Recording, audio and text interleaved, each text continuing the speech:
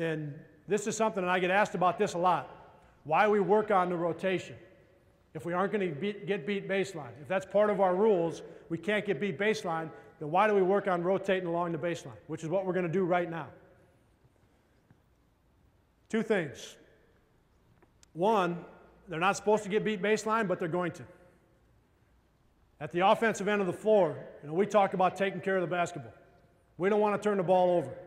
We turned it over 11.8 times a game last year, which was good for somewhere between 25, I think, and 30th in the country.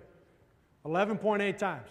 When we talk about taking care of it, don't turn it over, we still turn it over almost 12 times a game. It happens.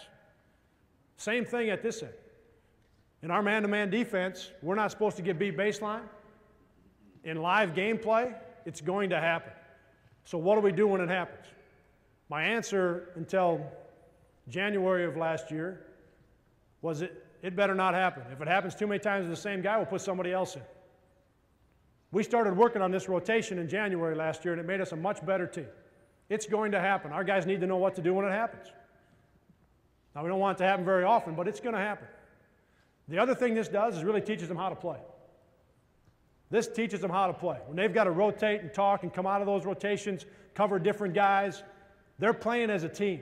They're working on playing as a team, getting stops as a team. So I love this rotation part of it. We just, again, added it this past January. All right, ball goes to the wing. Now we're saying we get beat baseline. Go ahead and drive it. So we're bringing it baseline. Stop right there. As that ball gets going and we know we're beat, Justin is sprinting to get outside the lane line. He's got to get himself a good step, step and a half outside the lane line. Jordan is going to turn and sprint from his spot at the top. He's going to sprint and try to get outside don't go midline. Try to get yourself outside the rim here a little bit. When you sprint and get to here, then you're going to open up, sit down, put your butt to the baseline. And you've got to be just below the line of the ball to the next offensive player. Okay? So Jordan, you've sprint. You're all the way down there. When you get there, sit butt to the baseline. The reason we want him a little bit wider than the midline, if that shot goes on that baseline drive, if he shoots it, I don't want him under the basket because this weak side guy is going to pin him and get that weak side rebound. So we want him to go a little bit wider if he can and get to that lane line. So if the shot goes, he's got a chance to block that guy out, have some space for that weak side rebound.